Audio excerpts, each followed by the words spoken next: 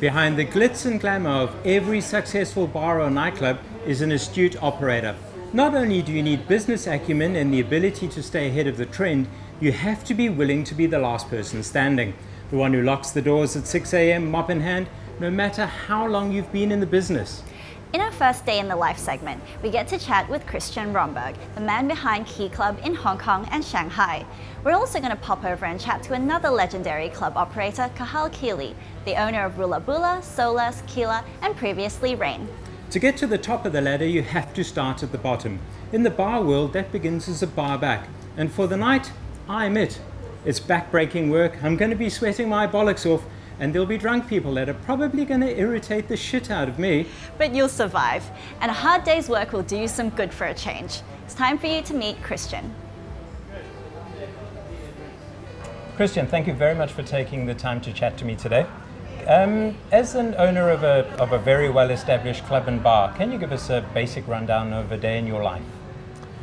Yeah, I'm trying to be here already in the morning, unusual for a nightclub owner.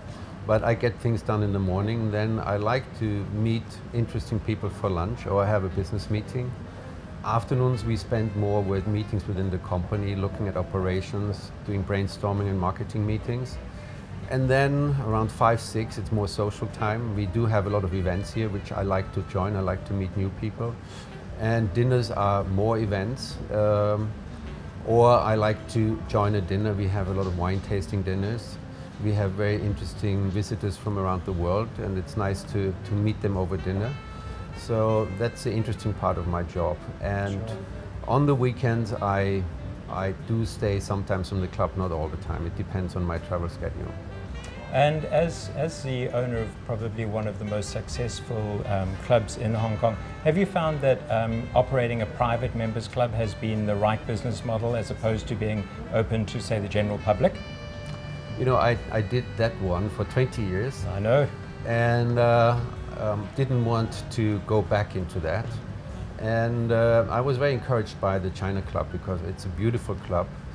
And when I had the opportunity to open here in the KEE building, away from the street, I said, I want to do something different. I want to do a members club. And there are a few which I liked, especially in Europe, in London, and in the US, in New York. And our idea, our concept for KEE was to create a European atmosphere, more a home open to members than really a club. But we are a nightclub on the weekend, as I said. You've been one of the only operators in Hong Kong that's managed to bridge bar, club, restaurant. Some have tried and they haven't done it successfully. What have you done that's different, that's actually bridged that and made it a success? I think the most important thing is you need to build a very nice community.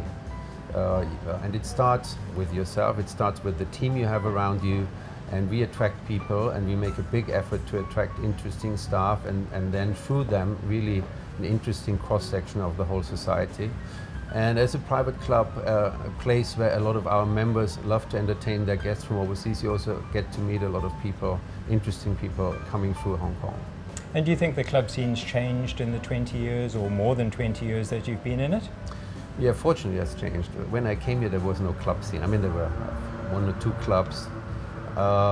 Then we started Lang Kwai Fong. We had a nightclub there for 18 years and I was surprised because there was no competition. And there were a few other clubs where they came and went again. Until it came to the point when we got tired to run the same club for so long and we decided to close. And I think about 5, 6 years ago there was a real major change in Hong Kong, that a lot of younger Chinese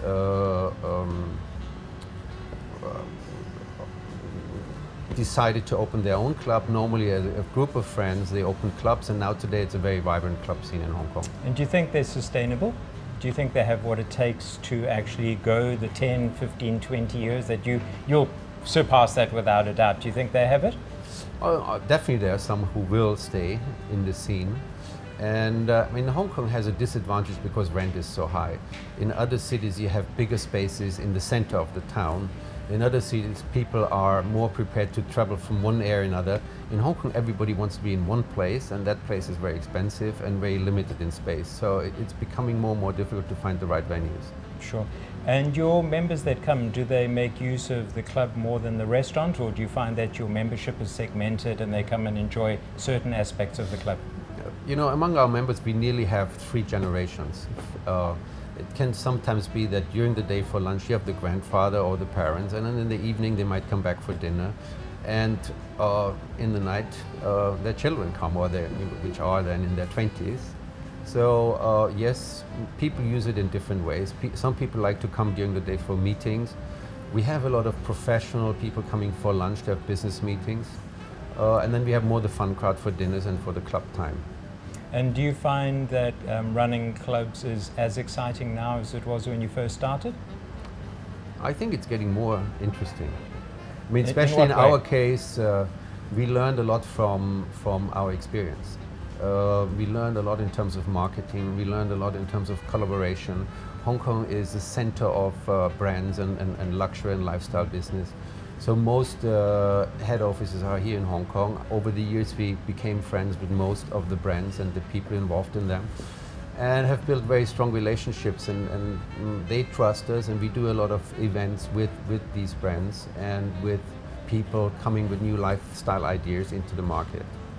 Fantastic. And you do a great deal of work with charity too, which I think is also important in Hong Kong. Yeah. I mean, as a club, we do unusual things. I mean, we do charities, we do a lot of art events, we do trunk shows and fashion shows, but we also do sometimes, let's say, a Buddhist lecture or something like that. Or I'm also quite interested in holistic medicine, so we also have forums for that, or we have done poetry readings here. We have done film premieres, so we try to have a very interesting program, and we always reinvent ourselves. And for somebody who's pretty much risen to the top of his game, what advice would you have for a young person who wanted to get into the club scene? My advice would be trust your instincts and do it because you like it and not because you expect to get very wealthy from it.